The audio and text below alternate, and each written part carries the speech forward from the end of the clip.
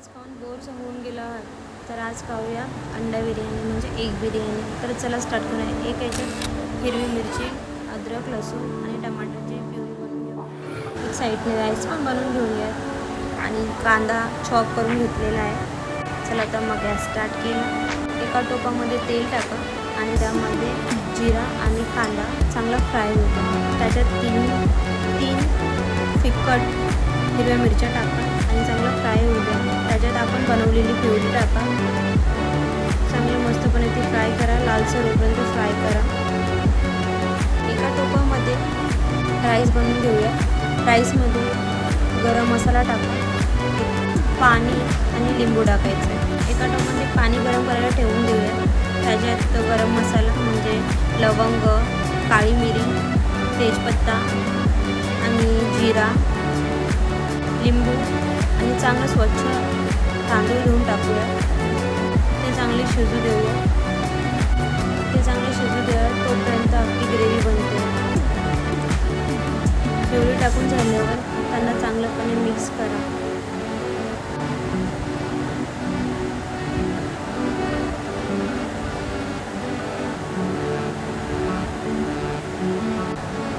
चांगल्या चमच्याने एकजीव करून द्या.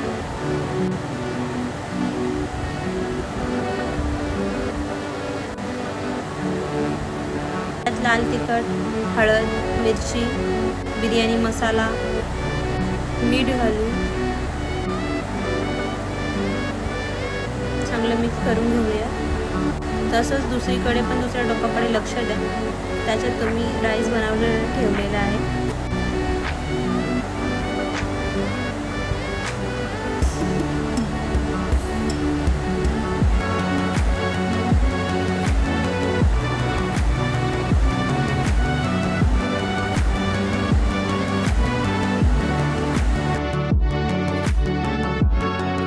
आता यामध्ये दही ॲड करूया.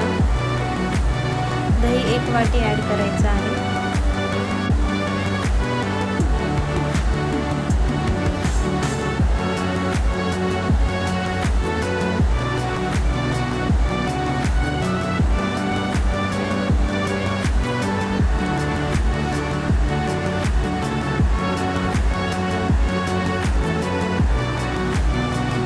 दही आणि सगळा मसाला चांगला मिक्स करून घेऊया. त्याच्यामध्ये मग अंड्याला दोन्ही साईडने कट करून घेऊया आणि ते पण फ्राय करण्यासाठी आपल्या ग्रेव्हीमध्ये टाकूया. ग्रेव्ही आणि अंडे चांगले फ्राय होऊ द्या.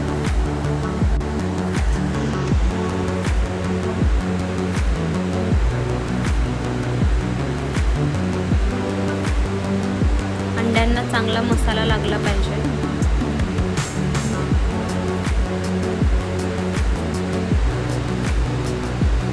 थोडंसं पाणी घालूया.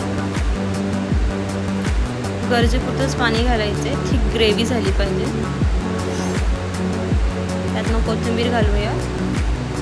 नंतर काही तुम्हाला असं दिसेल बॉईल आलेलं. एका पॅन गरम करूया. त्यात तेल टाकूया. त्यात 2 अंडे टाकून चांगले फ्राय करून घेऊया. आता लेयर्स तयार करूया. ग्रेव्हीवर आपण राईस स्प्रेड करूया.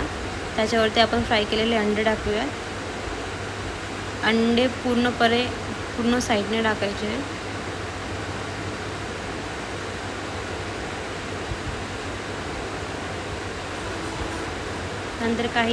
नंतर आपण असं काही करूया, त्याला बोलतात दम देणे.